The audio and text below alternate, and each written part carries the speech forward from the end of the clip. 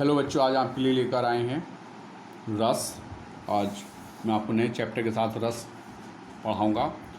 रस की पहले अर्थ एवं परिभाषा मैं आपको समझा देता हूँ। रस का शाब्दिक अर्थ होता है आनंद। संस्कृत में वर्णन में आया है कि रसते आस्वाद्यते इति रसा, अर्थात जिसका आस्वादन किया जाए वह रस है। किंतु साहित्य शास्त्र में काव्यानंद अथवा काव्यस्वाद के लिए रस शब्द प्रयुक्त होता है। रस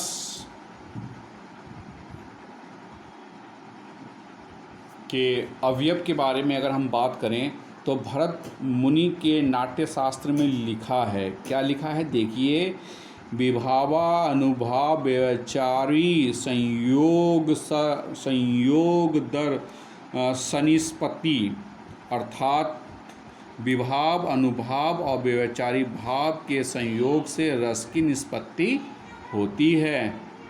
तो यहाँ पर अगर हम इस बात को देखें तो यहाँ पर जो है रस के चार भेद होते हैं। एक तो स्थायी भाव, एक विभाव, एक अनुभाव, एक संचारी या व्यवचारी भाव। तो स्थायी भाव के बारे में बात करते हैं। सबसे पहले आचार्य रामचंद्र शुक्ल ने इसे परिभाषित करते हुए लिखा है कि प्रधान यानी कि स्थायी भाव वही कहा जा सकता है जो रस की अवस्था तक पहुँचे। स्थायी भाव 10 माने गए हैं, जैसे कि रति स्त्री पुरुष का प्रेम, हास हंसी, शोक दुख, क्रोध उत्साह, वह, जुगुप्सा यानी कि गणना, विस्मय अर्थात आश्चर्य, निर्वेद यानी कि वैराग्य या शांति, तथा वात्सल्य छोटों के प्रति प्रेम। तो ये जो हैं आचार्य रामचंद्र शुक्ल जी ने जो है स्थायी भाव माने हैं। विभाव क्या होता है, बात करते हैं विभाव की। अब विभाव से अभिप्राय उन वस्तुओं या विषयों के वर्णन से है जिनके प्रति हृदय के मन में किसी प्रकार का भाव या संवेदना होती है, अर्थात भाव के जो कारण होता है उन्हें विभाव कहते हैं। यानी कि भाव क्या है, स्थायी भाव के कारण जो मन में उत्पन्न होता है उसे विभाव कहते हैं। दूसरे शब्दों में कहा जा सकता है कि विभाव स्थायी भाव के उद्बोधक जन्म देने वाले कारण होते हैं। विभाव के दो प्रकार होते हैं, आलंबन और उद्दीपन। आलंबन जिन व्यक्तियों या पात्रों के आलंबन यानी कि सहारे से स्थायी भाव उत्पन्न होता है वे आलंबन विभाव कहलाते हैं, जैसे नायक या नायिका।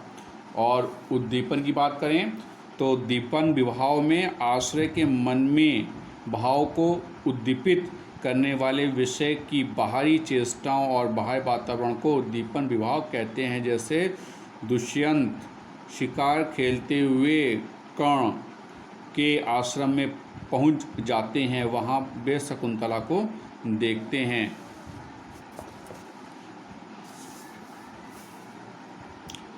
शकुंतला को देखकर दुष्यंत के मन में आकर्षण या रति का भाव उत्पन्न होता है। उस समय शकुंतला की शारीरिक चेष्टा दुष्यंत के मन में रति भाव को और अधिक तीव्र करती हैं। इस प्रकार विषय अर्थात नायिका शकुंतला की शारीरिक चेष्टाएं तथा अनुकूल वातावरण को उद्दीपन विभाव कहा जाएगा। ये हुआ। इसके बाद में जो है बात करते हैं अनुभाव की। अनुभाव क्या है, आंतरिक मनोभावों को बाहर प्रकट करने वाली शारीरिक चेष्टा अनुभाव कहलाती है। अनुभाव यानी कि जो हमारे मन की चेष्टाएं हैं, जब उनको हम अपनी शारीरिक क्रियाओं के द्वारा मन से बाहर निकालते हैं, इशारों से माध्यम से, हाथ पैरों के माध्यम से, आँखों के माध्यम से, आँखों के इशारों के माध्यम से, तो वो सब जो हैं अनुभाव कहलाती हैं। ये 4 प्रकार की होती हैं, सात्विक, कायिक, वाचिक या आहार्य। बात करते हैं संचारी या व्यवचारी भाव की। तो स्थायी भाव के साथ आते जाते रहने वाले अन्य भावों को अर्थात मन के चंचल विकारों को संचारी भाव कहते हैं। संचारी भावों की जो संख्या है वह 33 बताई गई है। इनमें से मुख्य है शंका, निद्रा, मद, आलस्य, दीनता, चिंता, मोह, स्मृति, धैर्य, लज्जा, चपलता, आवेग, हर्ष, गर्व, विषाद, उत्सुकता, उग्रता, त्रास आदि। यानी कि संचारी भावों की संख्या कितनी है, 33 है। 33 संचारी भाव होते हैं जिनके कारण जो हैं जो हमारे स्थायी भाव जो हैं उत्पन्न होते हैं या वो उनका संचार करते हैं। ये संचारी भाव उनका संचार करते हैं। बात करते हैं स्थायी भाव और संचारी भावों के पारस्परिक संबंध की। बहुत ध्यानपूर्वक इस चीज़ को देखेंगे। स्थायी भाव तथा संचारी भावों में पारस्परिक संबंध क्या है? अगर श्रृंगार का स्थायी भाव रति है और यहाँ पर इसका संचारी भाव स्मृति, चिंता, हर्ष, मोह इत्यादि हैं। हास्य का जो स्थायी भाव है हास है, इसमें हर्ष, निद्रा, आलस्य, चपलता आदि इसके संचारी भाव हैं। करुणा का जो स्थायी भाव है वो शोक है। ग्लानि, शंका, चिंता, दीनता इसके संचारी भाव हैं। रौद्र का जो स्थायी भाव है वो क्रोध है, इसमें उग्रता, शंका, स्मृति इत्यादि जो हैं इसके संचारी भाव हैं। वीर रस का स्थायी भाव उत्साह है, इसके संचारी भाव आवेग, हर्ष, गर्व इत्यादि हैं। और भयानक का संचारी भाव भय है, इसकी जो संचारी भाव हैं वो त्रास, ग्लानि, शंका, चिंता इत्यादि हैं। विवस्त का जो स्थायी भाव है जुगुप्सा या घृणा है, जिसके संचारी भाव हैं दीनता, निर्वेद, ग्लानि इत्यादि। और अद्भुत का जो स्थायी भाव है वह विस्मय या आश्चर्य है, इसके संचारी भाव जो हैं हर्ष, स्मृति, आवेग, शंका इत्यादि हैं। शांत जो रस है उसके जो स्थायी भाव है निर्वेद या वैराग्य है, और इसके संचारी भाव जो हैं हर्ष, स्मृति, धृति इत्यादि हैं। वात्सल्य का स्थायी भाव वत्सल है और इसके संचारी भाव चिंता, शंका, हर्ष, स्मृति इत्यादि हैं। तो यहाँ पर आपने जाना कि रस और इसके स्थायी भाव उनके संचारी भाव के बारे में। अब बात करते हैं रसों के भेद के बारे में। वैसे तो जो है रसों के भेद 11 बताए गए हैं, परंतु यहाँ पर आपके सिलेबस में जो है 10 को मुख्य माना गया है। यहाँ पर इसका एक उदाहरण भी दिया गया है कि श्रृंगार, हास्य, करुण, वीर, रौद्र, भयानका, विवस्ताभूत, शांतस्य, वात्सल्यस्य, रसा 10 रस हैं। यहाँ पर जो रति भक्ति है उसको नहीं माना गया है। चलिए मैं पहले रस की बात करता हूँ। श्रृंगार रस।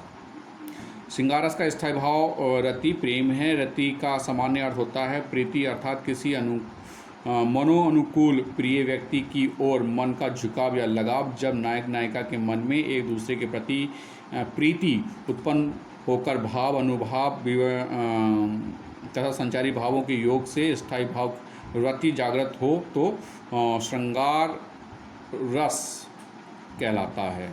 ठीक है, ये 2 प्रकार का होता है। इसमें जो है नायिका नायक के मिलन पर संयोग श्रृंगार और उनके विचलन पर वियोग श्रृंगार भी होता है। अब बात करते हैं इसके स्थायी भाव की। स्थायी भाव रति, आलंबन विभाव, नायक अथवा नायिका, उद्दीपन विभाव, आलंबन का सौंदर्य, प्रकृति, चांदनी, वसंत ऋतु, वाटिका, संगीत इत्यादि हो सकते हैं। अनुभाव जो है इसका स्पर्श, आलिंगन, अवलोकन, कटाक्ष, मुस्कान, अश्रु इत्यादि हो सकते हैं। संचारी भाव जो हैं इसका निर्वेद, हर्ष, लज्जा, जड़ता, चपलता, आशा, स्मृति, आवेग, उन्माद, उदान आदि हो सकते हैं। तो ये थे हुए आपका श्रृंगार रस। अब बात करते हैं संयोग श्रृंगार की। संयोग श्रृंगार में मिलन या संयोग की अवस्था में जब नायक नायिका के प्रेम का वर्णन किया जाए तो वहाँ पर संयोग श्रृंगार रस होता है। उदाहरण के लिए दिया हुआ है, दुल्हा श्री रघुनाथ बने दुल्ही सिए, सुंदरी मंदिर माही, गावती गीत सबे मिली, सुंदरी वेद जुबा, जुरी विपु पढ़ाही, राम को रूप निहारती जानकी, कंकन के नग की परछाही, याते सबे सुधी भूली, गई कर टेकी रही पल टारत नाही। यहाँ पर तुलसीदास द्वारा रचित जो है एक बहुत अच्छा उदाहरण है, जहाँ पर जो है दूल्हा दुल्हन के रूप में राम और सीता का यहाँ पर सुंदर चित्रण किया गया है। और सीता जी जो हैं अपने कंगन के नग में जो है राम की परछाई को निहारती हैं। स्पष्टीकरण देता हूँ मैं इसका। उक्त पद में स्थायी भाव रति है, आलंबन के अंतर्गत विषय राम और आश्रय सीता है, उद्दीपन है, राम का नग में पड़ने वाला प्रतिबिंब अनुभव है, नग में राम को को प्रतिबिंब का अवलोकन करना, हाथ टेकना और संचारी भाव है, हर्ष और जड़ता। इस प्रकार यह है संयोग श्रृंगार है। बात करते हैं वियोग या विप्रलभ श्रृंगार की। वियोग अथवा एक दूसरे से दूर रहने की स्थिति में जब नायक नायिका के प्रेम का वर्णन किया जाता है तब उसे वियोग श्रृंगार कहते हैं। उदाहरण के लिए यहाँ पर, मैं निज अलिंद में खड़ी थी सखी एक रात, रिमझिम बूंदें पड़ती थी, घटा छाई थी, गमक रही थी केतकी की गंध चारों ओर, झिल्ली झनकर यही मेरे मन भाई थी, करने लगी मैं अनुकरण स्वनूपुरों से, चंचला थी चमकी घनाली गहराई थी, चौंक देखा मैंने चुप कोने में खड़े थे प्रिय, माई मुख लज्जा सी छाती में छिपाई थी। ये यशोधरा से मैथिलीशरण गुप्त द्वारा रचित रचना है।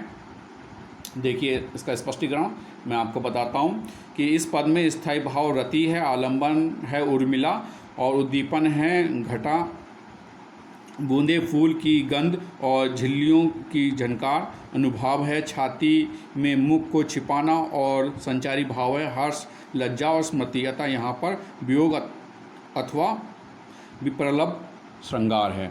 तो बच्चों आज के लिए इतना ही। आज आपको जो है होमवर्क में संयोग श्रृंगार का उदाहरण सहित परिभाषा और स्पष्टीकरण लिखना है और वियोग श्रृंगार का परिभाषा उदाहरण सहित स्पष्टीकरण लिखना है। ये आपका कार्य है। Have a nice day.